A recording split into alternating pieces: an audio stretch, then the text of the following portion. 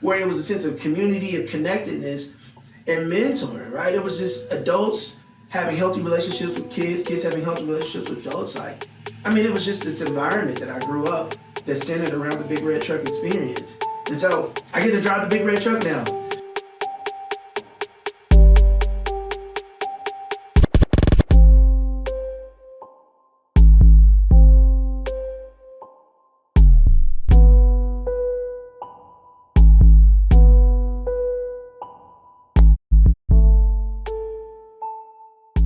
Hello and welcome to Authentic on Air with Bruce Alexander. My guest today is Derrick Sier, and I don't know if he knows this, but I have parasitically turned him into a mentor. We'll talk about more about Derrick in just a minute. A brief intro. So my wife told me podcast listeners want to get right into subject matter. More often than not, my wife is at least more right than me. So I will be brief. A previous conversation with my guest led to today's reflection. Are you still being authentic if you make small value concessions to achieve your goals? So this is not about right or wrong. I just want to give people the opportunity to challenge themselves and grow closer to their own identity. I know how to answer this question for me, but for you to benefit, I encourage you to really visualize and role play with your solutions and sit genuinely with your feelings. I would love to hear any interesting, surprising, or revelational insights uncovered, so you can hit me up on Instagram, Facebook, Threads, or LinkedIn at Authentic Identity Management.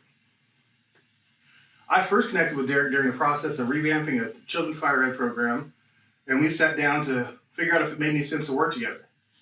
I found out pretty quickly that was a no, because I had a budget of $0, but I also figured out that his enthusiasm, optimism, and motivation were beyond inspirational.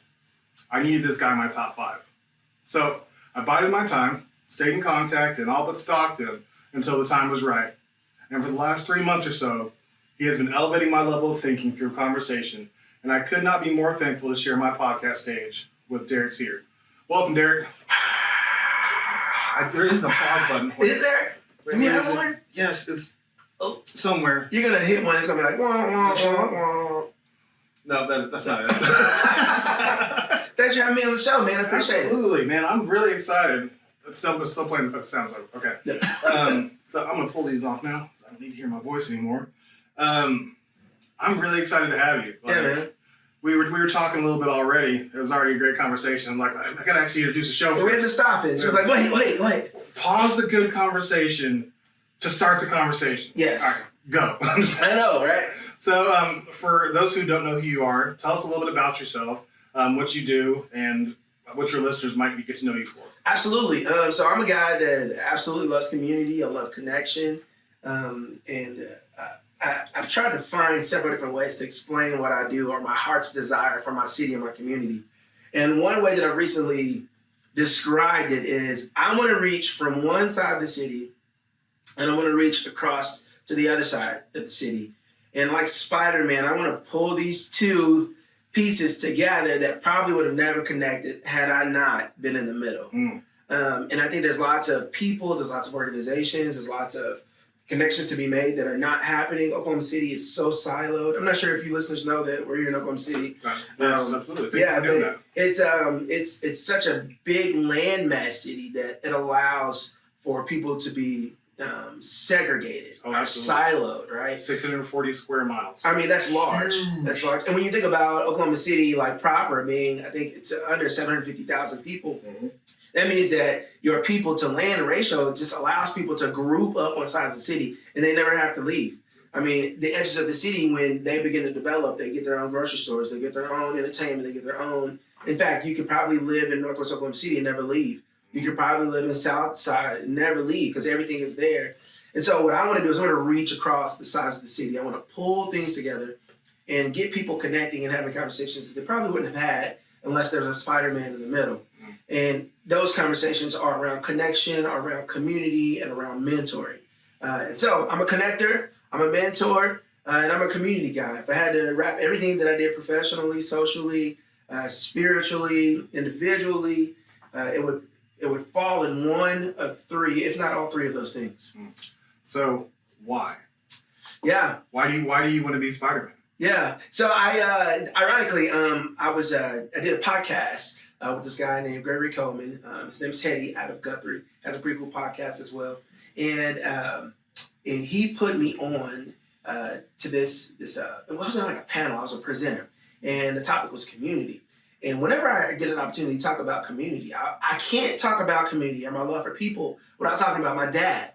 And I can't talk about my dad without talking about the big red truck. Okay. And the big red truck goes like this. My dad, when I was probably 10, 11, 12 years old, during the summer, he would drive his this big red truck.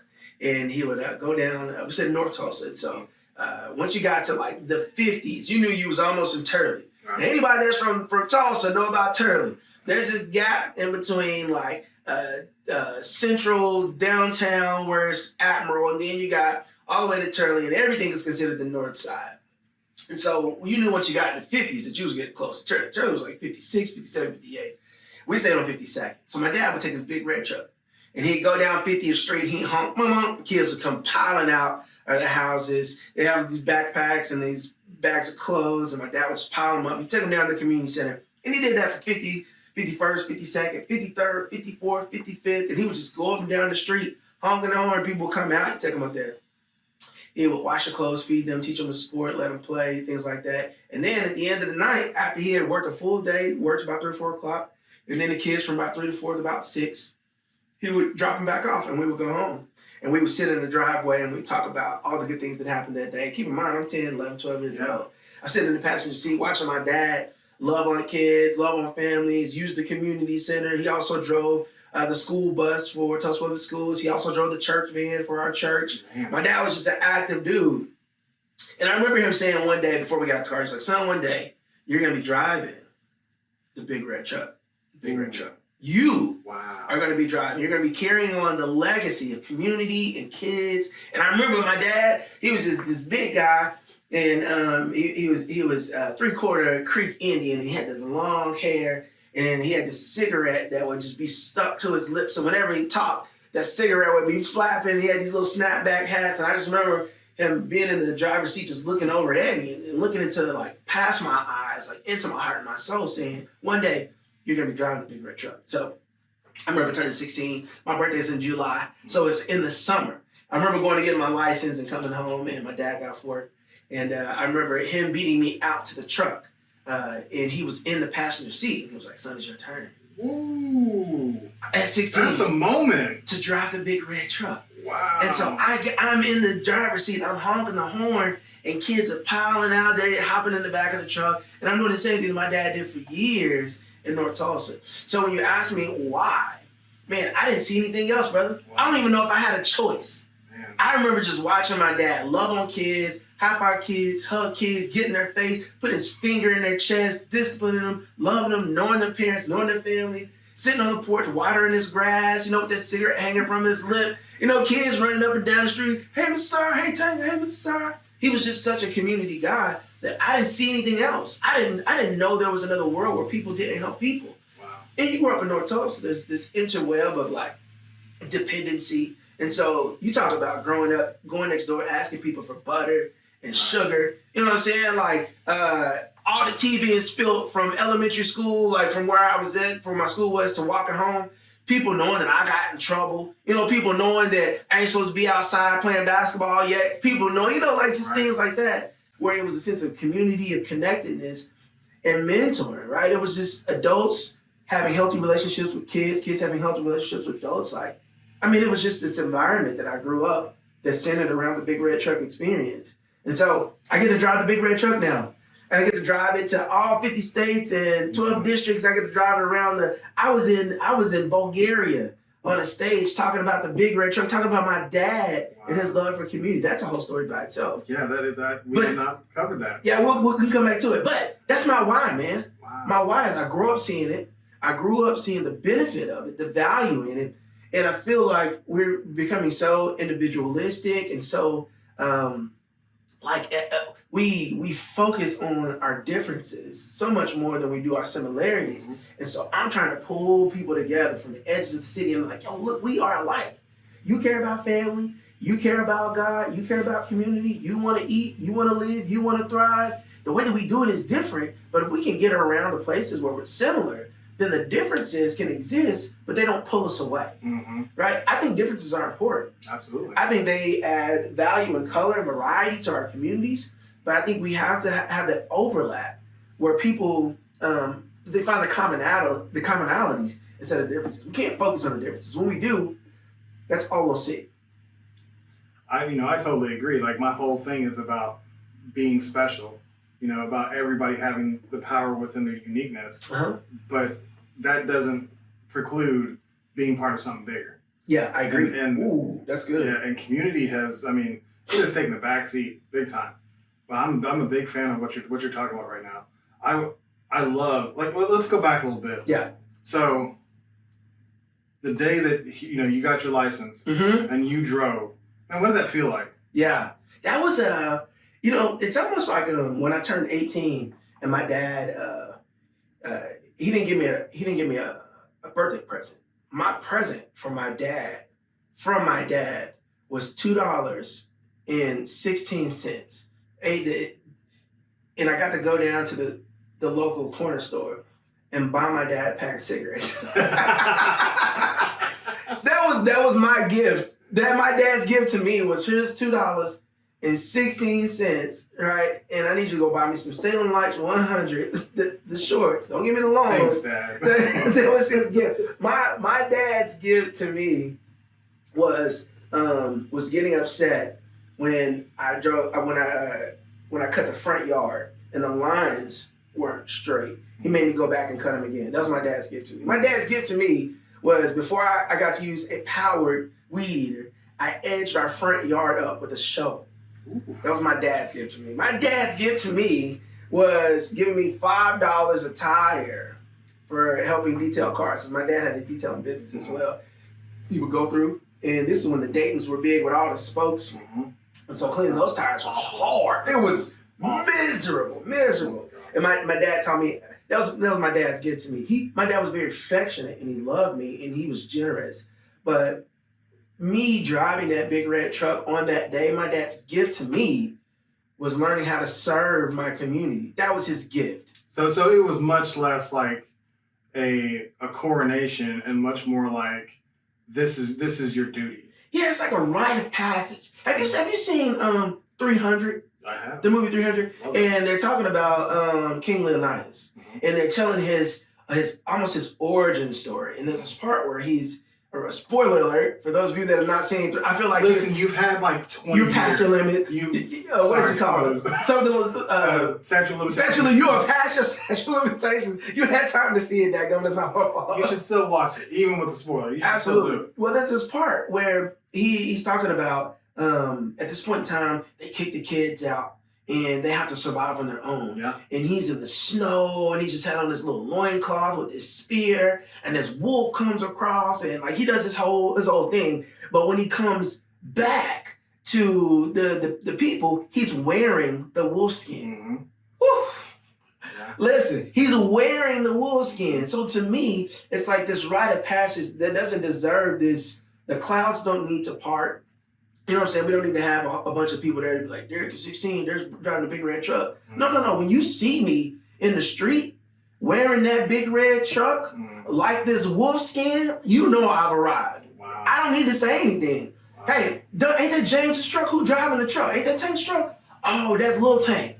That's Derrick. Like, I don't need to say nothing. Wow. You know when you see me behind the wheel of a big red truck, I don't need the music to play. I don't need the mayor to come out. I don't need the key of the city, because people know when they see that big red truck, it comes with honor, it comes with respect, it comes with love, it comes with compassion, it comes with with everything that I want the big red truck and community and Derrick Sier, my last name, my family to stand for. When you see me, you know what happened. When you see Leonidas wearing the wolf skin, you know what happened. How do you not have a red truck? I saw what you pulled up in today, and that was a big red truck. So here's the thing. Here's a bad thing. I've never been a fan of big cars.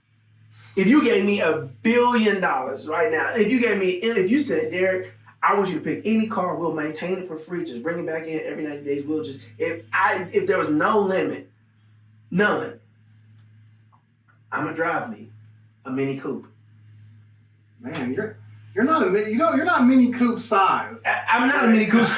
I'm definitely not Mini Coupe size, so I'm not saying anything, but I love being able to like whip into small spaces and park. I love being the guy when you're at Walmart and you make that wide turn out to pull in that parking spot, and then you realize, dang it, it's a little car there. Oh my God. I love being that guy. I hate that guy. We can't actually be friends. I need you to leave right now. Say podcast over. Podcast over. No, okay, so that... I love the little cars, man. I'm driving a Kia Soul right now. I'm actually looking out the window for those of you that are not on the YouTube channel. Yeah. I'm actually looking out the window at my car right now.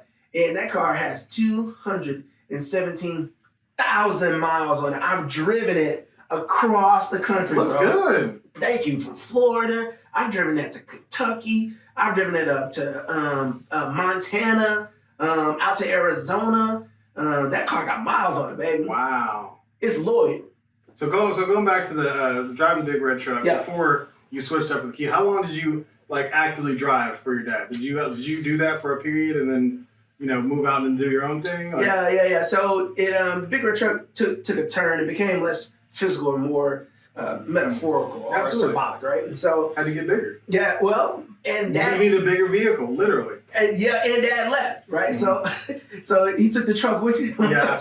And so Dad, around 16, 17 years old, he and my wife, he and his wife, my mother, split. Mm. And so service just took a turn for him. Mm. And then when kids get older and their interests change, right, the involvement of the parent changes as well. Absolutely. Right? And so where there's this phase where I thought my parents, the universe centered around my parents.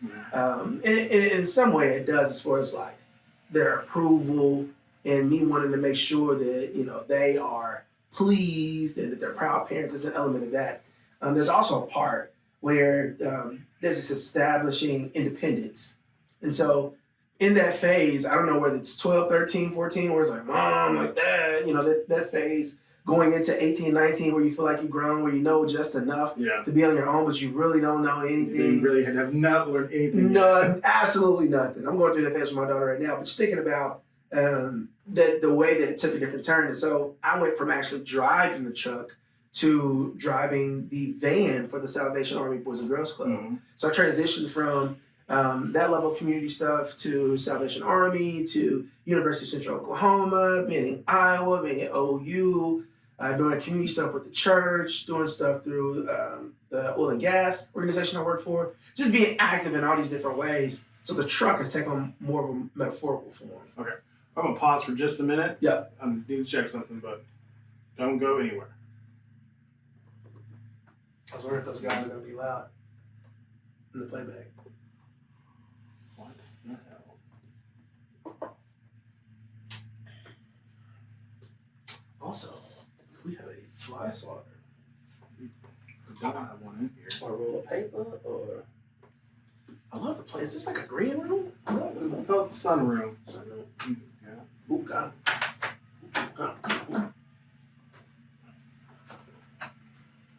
One down. Like an engine.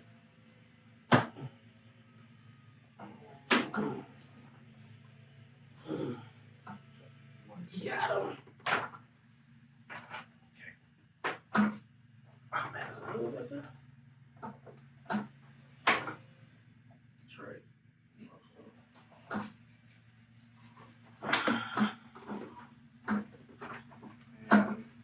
Did it not record?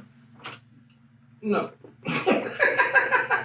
I am so pissed. I did everything this morning. Sound check, even pre-recorded to make sure it was recording. And then I figured out that only this one does power. Like only this port. So I mean it works wirelessly. But it's like needs to charge. I was like, okay, I thought it was charging the whole time. So I just switched ports thinking that it's gonna be exactly the same. Yeah. Apparently. Oh man, that's so embarrassing. Let's circle back then. It was so good. It was so good. Yo, did we at least get the video? Yeah, we did get the video. Hey, let me before I go. Before we celebrate. Man, I'm just not surprised, honestly. But yes, we do have the video. Hey yo. If you enjoyed today's episode, subscribe and check out earlier episodes as well to support the future creation of great content.